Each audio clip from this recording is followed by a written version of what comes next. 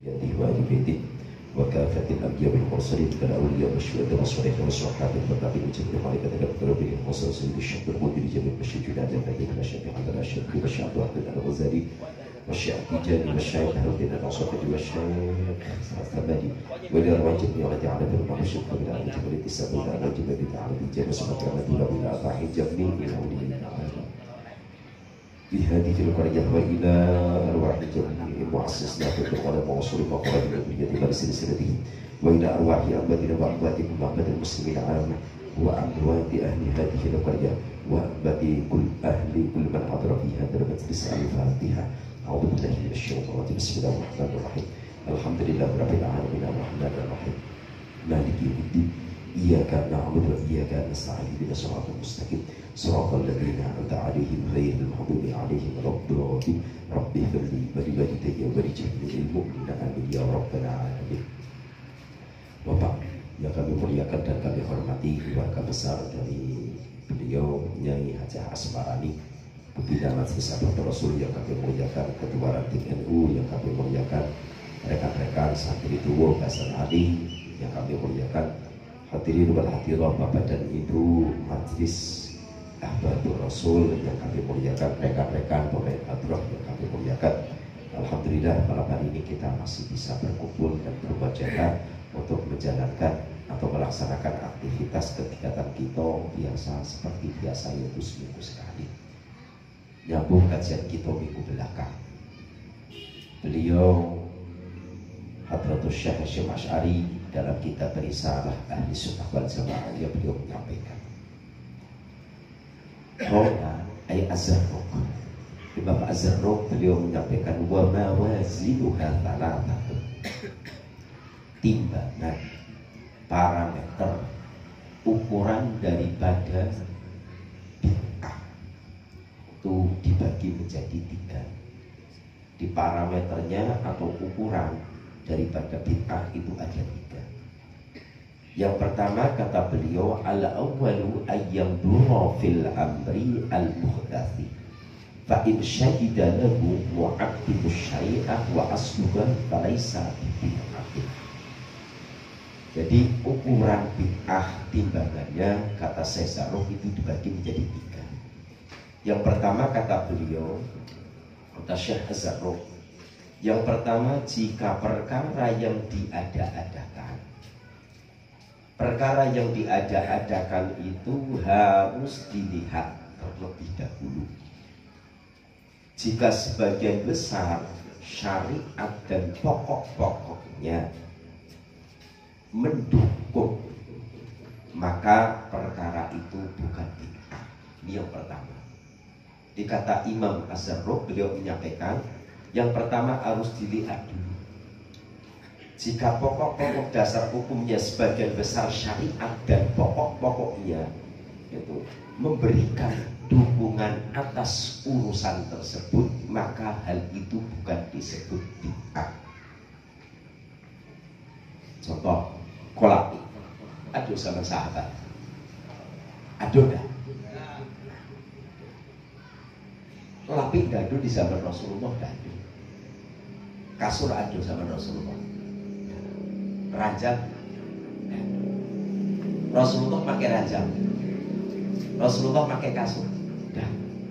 Tapi apa lapiknya beliau alas tidurnya pakai pelepah batang daun, bukan batangnya loh, daun batang korma. Nah sekarang kini kok kita duduk di atas lapik iko apa termasuk bid'ah? Tidak. Nah tidak termasuk bid'ah. Kenapa? Syariat dan asal pokoknya memberikan dukungan. Dukungannya apa? Dukungan dikaji dengan secara hukum syariatnya. Satu, hukum syariatnya ada kalimat an-nadhafatu minal iman, kebersihan bagian daripada iman. Innallaha thayyibun yuhibbut thayyiban. Allah itu maha ilu dan Allah cinta hal-hal yang wangi, cinta hal-hal yang bersih, yang baik. Dan tujuannya kita kok pakai lapik model kok supaya kain kita tidak kubang. Nah, maka hal ini termasuk bid'ah bukan? Nah, ini dasar awalnya kata beliau Syekh Zarruq. Di timbangan pertama itu ditengok parameter atau ukurannya pertama ditengok. Jika kok hukum dasarnya, pokoknya menurut syariat itu tidak gitu. Dan pokok-pokok daripada syariat itu memberikan dukungan atas perbuatan itu, maka bukanlah hal itu bid'ah. Nah, baju batik aku ada enggak sama Rasulullah kira-kira? Nah ini termasuk. Tapi ini dukung, pokoknya dukung. Dukung apa? Kain sarung dado, badimor sama Rasulullah dado. Terus aku lagi gajah duduk, gajah mengkurep itu dado sama Rasulullah. Nah, adatnya itu orang-orang zaman dahulu itu yuk pakainya pakai yuk jubah, dan itu mungkin tidak dijahit. Itu di udah demis apa sih bu? Enggak, di yang 4 putra itu juga enggak. Dulu 3 putra, sekarang 4 putra.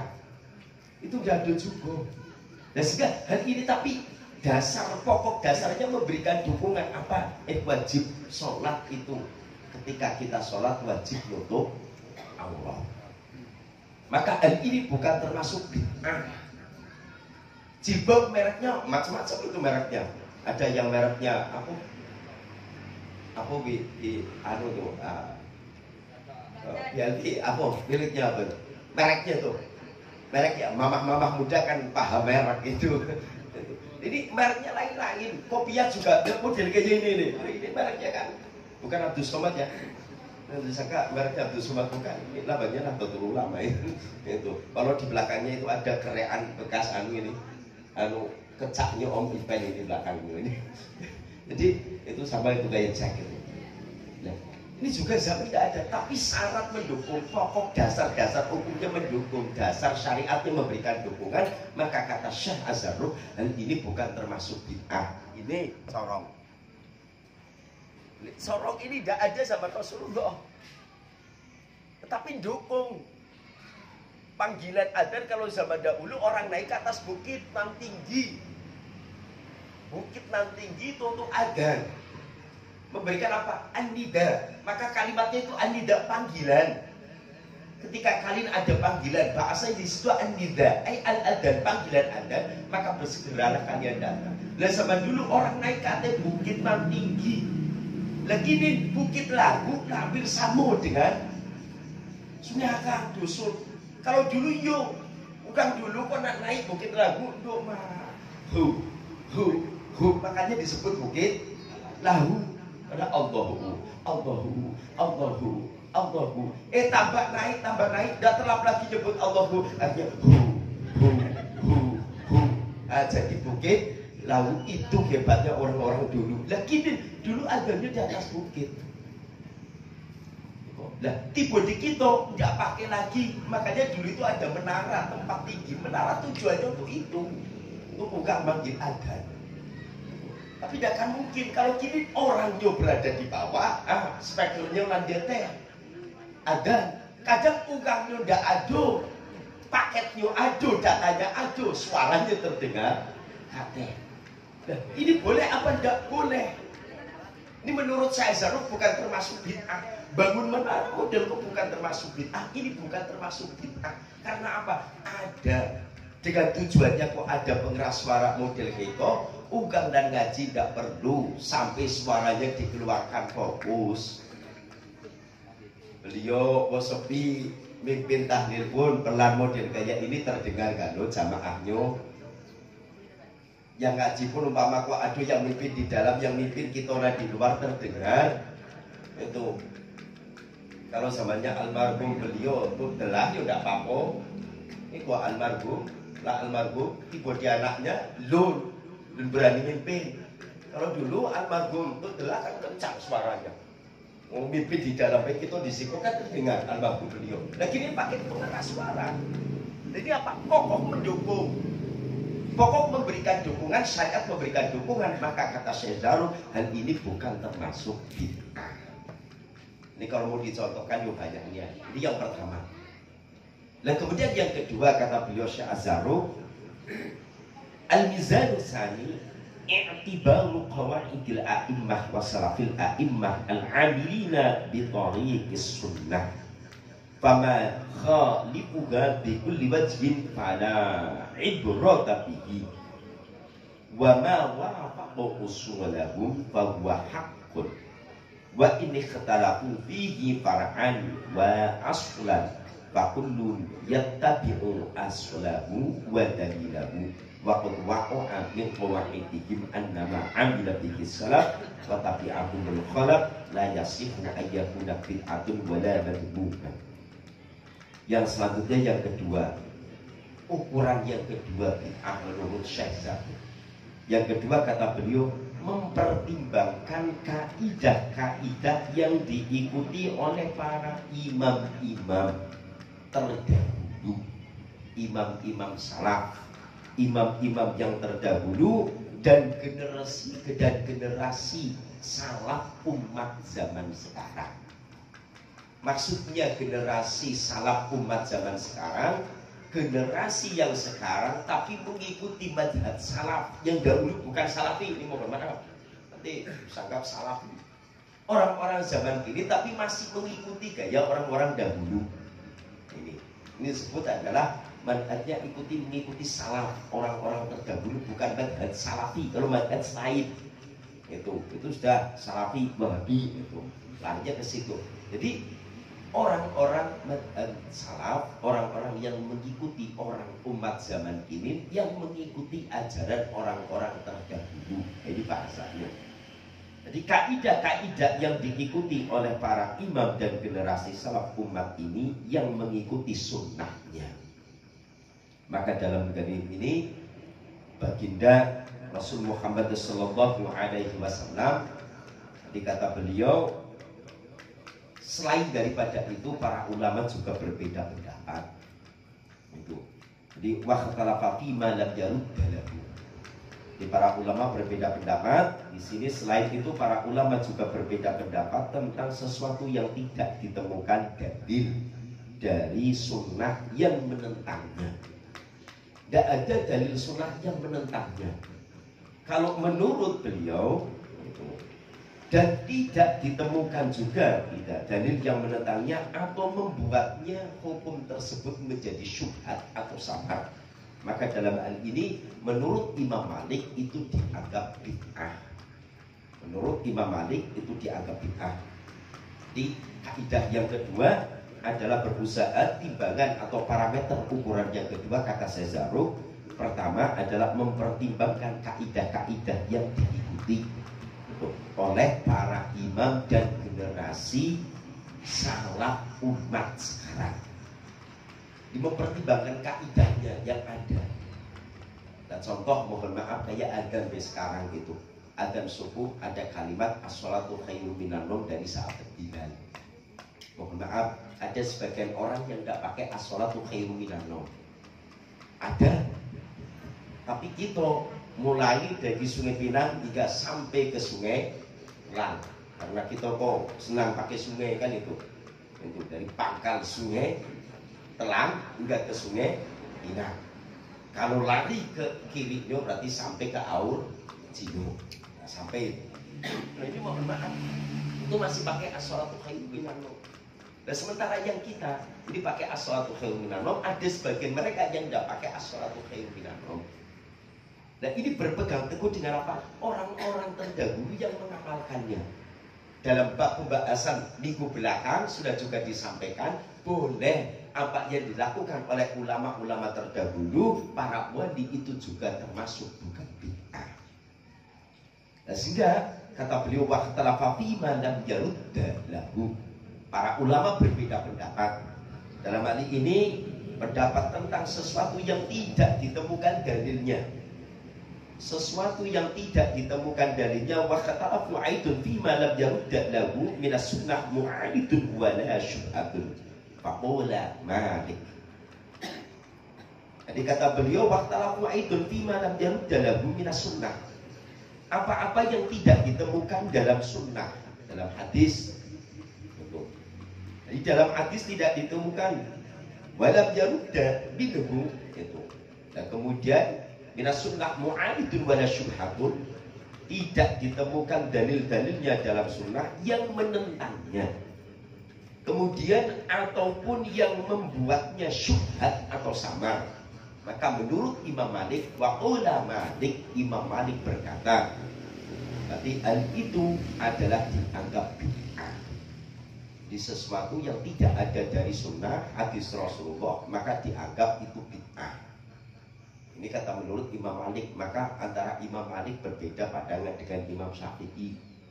Nah, kalau menurut Imam Syafi'i, wa qala asy-Syafi'iyyu, dan Imam Syafi'i di sini beliau menyampaikan laisa bid'atin, walau tidak terdapat di sunnah, di hadis, maka hal itu bukan termasuk bid'ah. Kenapa? Kata Imam Syafi'i, wastanada di hadisin, ia bersandar dengan hadis baginda Rasul yang menyampaikan wa ma taraktuhu lakum fa huwa afun. Dan apa-apa yang aku tinggalkan, tidak aku kerjakan buat kalian, tidak aku contohkan dengan kalian, bahwa afun, maka hal itu juga dimaaf. Jadi tidak semuanya harus dicontoh oleh baginda Rasul. Jadi mohon maaf, tidak semuanya harus dicontoh oleh baginda Rasul. Maka baginda Rasul menyampaikan mataroktu lakum, itu bahwa afun. Kata baginda Rasul, wa ma taraktu lakum bahwa afun. Apa-apa yang tidak aku kerjakan, yang aku tinggalkan, maksudnya tidak aku kerjakan, maka hal itu jika dilakukan oleh kalian itu diampuni, bukan termasuk bid'ah. Contoh pakai motor, Rasulullah tidak pakai. Yang ada kendaraan zaman dulu, onta, kuda, kemudian apa lagi, khimar, keledai. Nah sekarang motor macam-macam, mobil juga macam-macam, sepeda macam-macam. Umumnya sepeda rodanya 2, sekarang sepeda rodanya 1. Entah kapan entah kok cocok kok rodanya cuma 1. Nah ini mohon maaf. Jadi apa-apa yang tidak dilakukan oleh Rasulullah kemudian dilakukan oleh kita, itu juga bukan termasuk bid'ah. Kita bersepeda motor boleh jika itu adalah untuk tujuan-tujuan baik, syariatnya mendukung itu. Makanya kemarin saya sampaikan, mohon maaf, kemarin saya sampaikan bahwa umumnya manusia itu semuanya itu tidak, semuanya manusia mulai dari dulu itu berkendaraan semuanya. Kita mulai dari dulu, dari cikal bakalnya kita sebelum lahir kita berada dalam sulap bapak kita. Dalam apa ini? Dalam apa namanya? Tulang rusuk kita. Setelah itu kita dititipkan oleh ayah kita, dititipkan dengan rahim perempuan. Itu dalam rahim perempuan kurang lebih 9 bulan. Setelah 9 bulan dilahirkan, hingga dalam lahirnya pun ketika kita kok masih kecil berada juga dalam gapean orang tua, emak itu sebagai alas buat kita, batu buat kita, sandaran. Kalau bahasa yang lainnya mungkin ngempeng lah, mohon maaf ini. Ini anak. Ketika kola gedang dikit, orang tua kok aja gendong anaknya yang jantan nanti lo digendong kadang pepanggul ke siku. Nah, ketika tidak wafat, kita masih juga naik kendaraan apa namanya kok? Bahu yang jadi kendaraan kita hingga masuk ke alam kubur. Dan sehingga kita bangkit dari alam kubur itu tidak akan dibiarkan oleh Allah. Ini hebatnya kita. Nah, jadi sesuatu yang ditinggalkan, dalam arti ditinggalkan tidak dikerjakan oleh Rasulullah, kemudian dikerjakan oleh umat zaman sekarang, itu juga bukan termasuk bid'ah. Jika hal itu tidak bertentangan dengan syariat dan dasar-dasar pokok dari Quran dan hadisnya. Berkendara motor boleh, berumah model gaya ini boleh, pasang keramik boleh, yang lain-lain boleh. Nah ini, di kita berusaha. Kalau zaman dulu tidak ada, adanya keledai, kuda dan lain sebagainya. Ya kalau kita mau model gaya itu, ya mohon maaf, orang dulu berangkat ke haji. Nah, ini ada saudara-saudara kita, ada keluarga kita yang lagi berangkat haji di As, itu lagi berangkat haji. Kalau orang zaman dahulu itu bisa sampai berbulan bahkan bertahun berangkat. Kenapa? Lewat darat. Lewat darat pun juga dia tidak merenang, tapi juga pakai kapal. Nah ini. Nah kalau zaman sekarang pakai pesawat boleh. Zaman Rasulullah tidak ada. Berbeda dengan Uwais Al-Qarni. Kalau Uwais Al-Qarni itu orang tuanya, mohon maaf, Uwais Al-Qarni itu pemuda berpenyakit belah, mohon maaf ini. Beliau berpenyakit belah putih. Tapi akhir hayat ibunya ngomong, "Nah, saya ingin sebelum saya dipanggil oleh Allah, saya ingin berangkat haji." Ini kata Uwais Al-Qarni, kata ibunya. Nah sehingga Uwais Al-Qarni mikir, ya Allah macam mana saya mau berangkat haji sementara saya kok bujang paling gugup di kampung kok. Paling gugup di kampung itu paling gugup nyo penyakit belang putih. Maknyo lumpuh. Sementara maknyo pingin sebelum dipanggil oleh Allah, beliau pingin ibadah haji dari kota Yaman digendong. Nah sebelum digendong nyo ke sana, ini beliau Uwais Al-Qarni itu beli Jawi. Jawi itu tempatnya itu sama, dibikin menara itu di tempat yang tinggi. Jadi kandang jawinya tidak di belakang rumah kayak Bang Dena, tidak di belakang, Cikri belakang rumah, Nanang belakang rumah, samping rumah. Jadi Uwais Al-Qarni bikin beli jawi kunci, namun kandangnya itu di atas bukit. Pagi hari jemput kateh, bawa ke bawah, diingat di Gembala, kaki petang dipikul kateng. 8 bulan beliau naik turun ini, sehingga orang-orang yang ada di sekeliling Uwais gilo, Uwais Al-Qarni gilo, lah gilo nelah, menolak bangsa hidup orang tua ndak punya gilo puluh yuk model kayak itu, tapi tidak tetap dijalani 8 bulan, tambah bulan tentu kambing Jawi kok tambah godang. Ternyata apa? Uwais Al-Qarni lagi belajar okok. Jadi belajar naik ke atas turun terus model kayak gitu. Ini Uwais Al-Qarni 8 bulan gak botih kok keras. Botihnya Xavi Hernandez kalah bang. Xavi Hernandez itu pemain Barcelona itu kan andalan banget karena sama-sama back. Betisnya Xavi Hernandez kalah dengan betisnya Uwais Al-Qarni. 8 bulan Jawi dijual, baru beliau gendong maknyuh dari Yaman hingga sampai Ka'bah. Tiba di Ka'bah beliau tidak minta banyak doa, cuma minta ya Allah ampuni indo awak kesalahanmu. Dan kata maknyuh, lah kau tidak doa untuk kauluk supaya kawan kau tidak jomblo.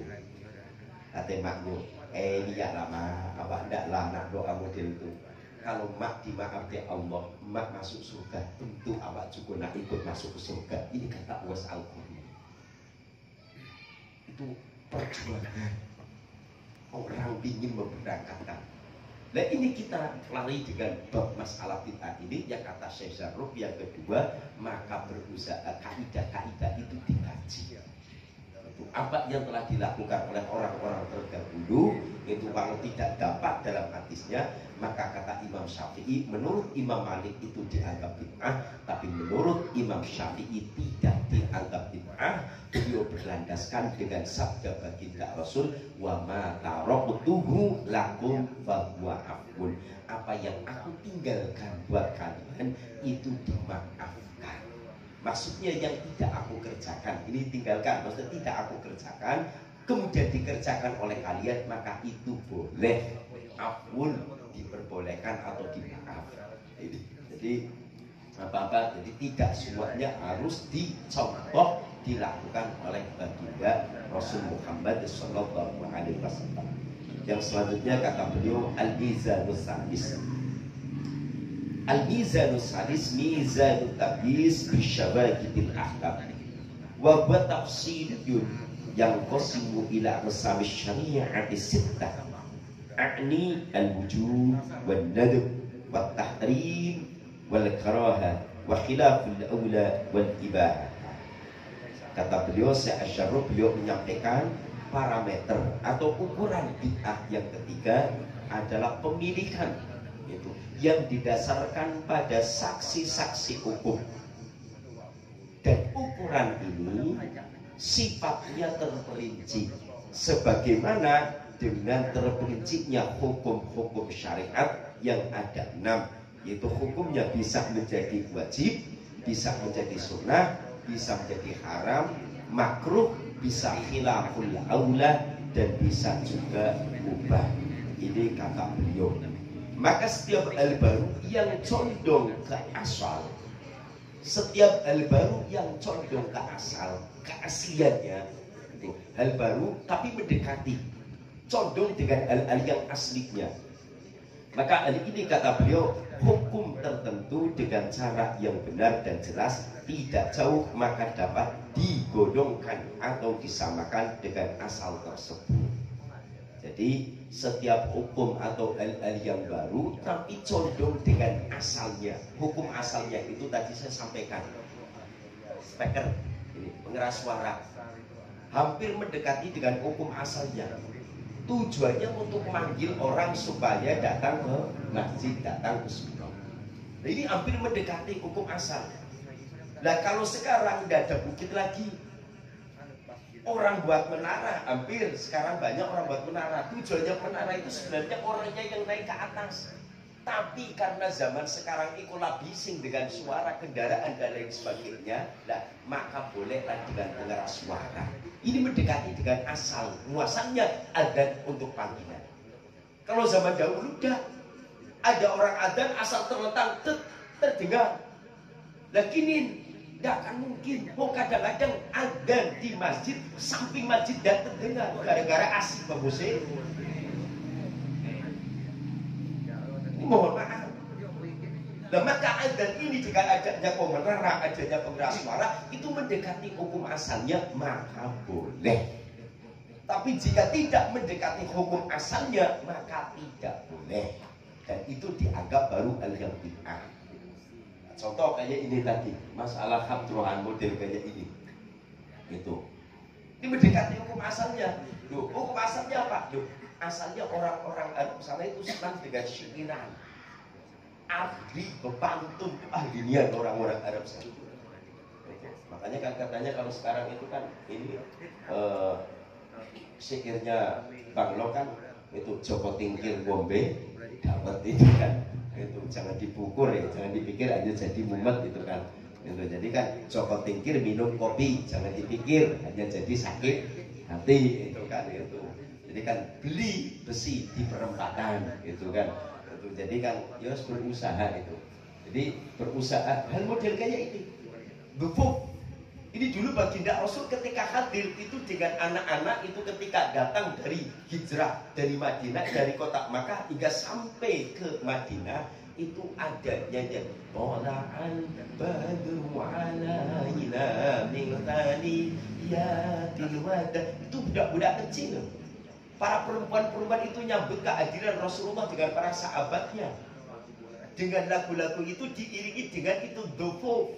Nah sekarang dofo ini modelnya kayak ini. Ada pula kencerengnya. Mungkin dulu tidak ada kencerengnya. Nah sekarang dikasih kencerengnya. Itu mendekati hal yang asal. Maka ini juga bukan termasuk bid'ah. Terlebih ini adalah isinya sholawatan. Gitar pun juga monggo silakan. Jika gitar itu digunakan untuk sholawat ataupun kok ada lagu-lagu yang mengenang kita akan hal-hal kebesaran Allah, mengenang kematian dan lain sebagainya, maka itu juga diperbolehkan. Hadirin, alhamdulillah Bapak dan Ibu yang dimuliakan Allah Subhanahu wa taala, dan kiranya ini jadi bagian-bagian daripada bid'ah. Menurut Syekh As-Sarrukh itu dibagi menjadi 3. Yang pertama itu adalah berusaha untuk menimbang. Itu yang pertama kata beliau adalah pertama menimbang, pertama hal yang diada-adakan itu tidak bertentangan, dilihat jika sebagian besar syariatnya itu ada pokok-pokok daripada syariatnya itu mendukung, maka perkara itu bukanlah bid'ah. Yang kedua, perkara tersebut harus mempertimbangkan kaidah-kaidah yang diikuti oleh para imam dan generasi salaf umat ini yang mengikuti sunnah. Jadi apa yang telah dilakukan oleh para imam-imam terdahulu, para ulama-ulama terdahulu, dan orang-orang yang masih mengikuti ajaran sunnah baginda Rasul. Dan kemudian yang ketiga, al-mizanus salis, kata beliau adalah mizanut tamyiz bisyawahidil ahkam. Jadi hukum parameter yang ketiga adalah hampir sama dengan hukum syariat, terperinci menjadi 6 bagian ada hukum wajib, sunnah, makruh, kemudian ada khilaful aula, dan kemudian ada juga mubah dan haram.